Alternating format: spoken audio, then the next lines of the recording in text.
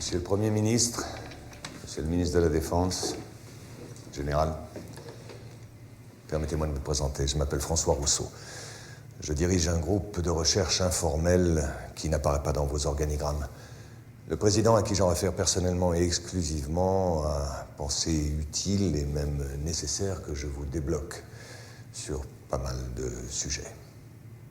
Vous pensez, en tant qu'initié, être mieux informé que la plupart des gens. Permettez-moi d'en douter.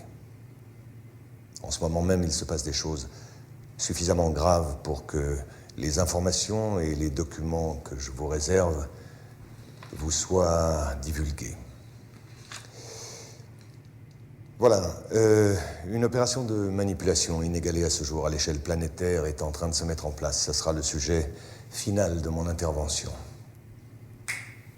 En ce qui concerne notre époque, tout a vraiment démarré juste avant la Seconde Guerre mondiale. Hitler a brisé certains tabous, comme celui d'avoir recours à l'occultisme ou aux sociétés secrètes. L'Ahnenerbe, une organisation nazie assignée entre autres à la recherche archéologique et anthropologique, a trouvé ça au cours d'une expédition en Afghanistan. Cet objet volant est appelé Vimana ou Astra par les hindous.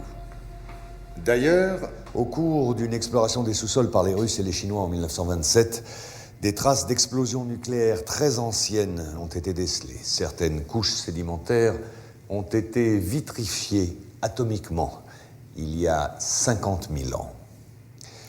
On peut constater le même phénomène autour de sites de tests nucléaires actuels. Vous devez comprendre qu'Hitler, par ses découvertes, qu'il prend très au sérieux, va ouvrir une boîte de Pandore qu'aucun gouvernement, ami ou ennemi, ne souhaitera refermer par la suite.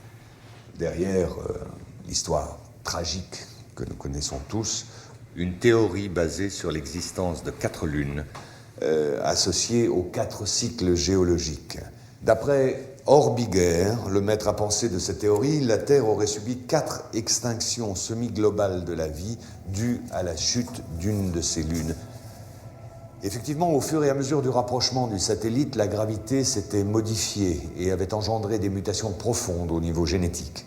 C'est-à-dire qu'elle avait créé une race de géants extrêmement intelligente dont la taille avoisinait les 3 ou 4 mètres. Quelques dizaines de milliers d'années plus tard, la Lune s'écrase. L'impact provoque une sérieuse élévation des mers et un hiver global de type nucléaire. Cette race de géants va disparaître en raison d'une gravité terrestre devenue trop forte et très incapacitante en raison de leur taille hors du commun.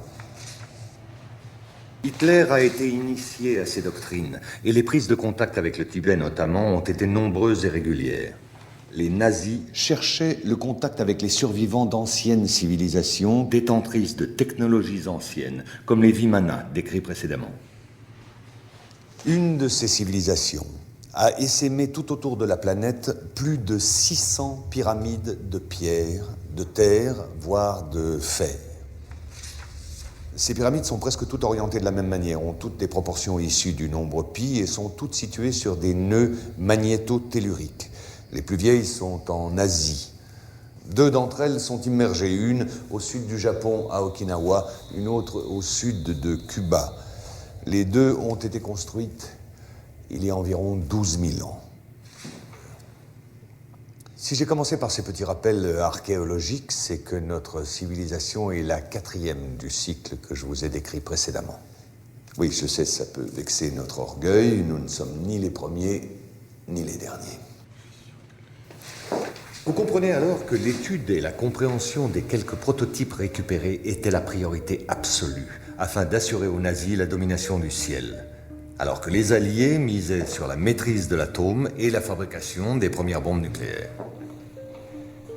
Ces bases secrètes abritaient toutes des recherches supervisées par les nazis. Dans l'une de ces bases travaillait Victor Schauberger, le père des ovnis nazis. Schauberger dirigeait l'unité Vril chargée de la recherche sur l'antigravitation. Il est mort en 1958 au Texas, alors qu'il travaillait sous la protection des États-Unis à l'amélioration de ses propres soucoupes volantes devenues depuis américaines. Vous allez vite comprendre que 70% des phénomènes aériens inexpliqués sont humains et n'ont rien d'extraterrestre. Une fois la Deuxième Guerre mondiale terminée et la technologie nazie pillée systématiquement par les Américains et les Russes, l'enjeu premier était de continuer, voire d'achever la recherche nazie dans le plus grand secret. Le projet Rainbow, connu surtout pour l'expérience de Philadelphie, en a été la preuve immédiate. Le scientifique von Neumann, qui collaborait avec Albert Einstein et Nikola Tesla pour le compte de la Navy, a réussi à téléporter par accident un bâtiment de guerre, l'USS Eldridge. Ces photos, fournies par Maurice K. Jessup avant sa mort suspecte, sont les rares témoignages de cette expérience unique en son genre. À la même période, les premiers essais de prototypes à technologie indo-aryenne ne passaient pas inaperçus. Les militaires devaient trouver une parade plus efficace que la mise au secret. C'est à peu près à la même période que Kenneth Arnold, pilote de l'US Air Force et agent de la CIA, lance la plus grande opération de manipulation sur l'existence des ovnis. Faire croire au peuple que cela n'existait pas n'était pas la bonne solution, n'était pas suffisant. Discréditer et effrayer la population par une désinformation systématique était beaucoup plus efficace.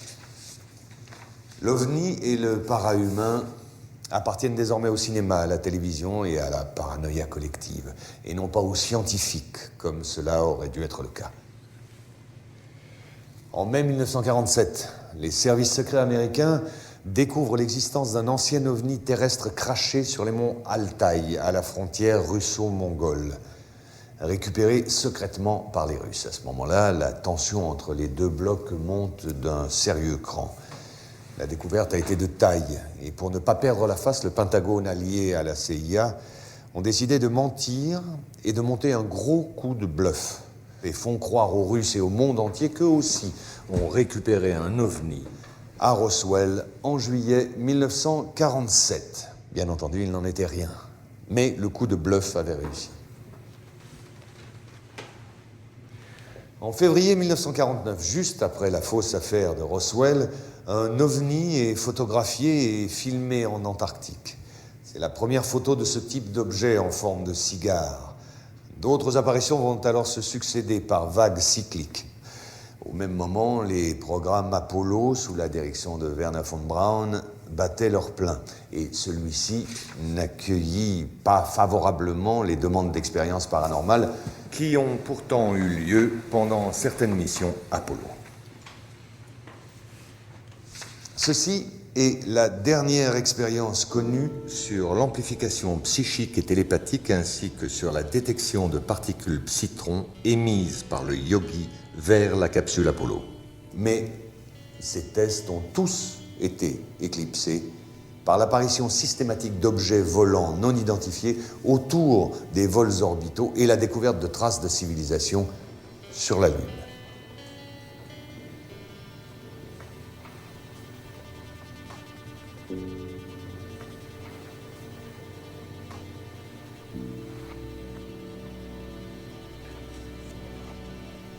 La NASA a dû faire face à une avalanche de données et de preuves embarrassantes. La seule solution a été de tout mettre sous secret défense.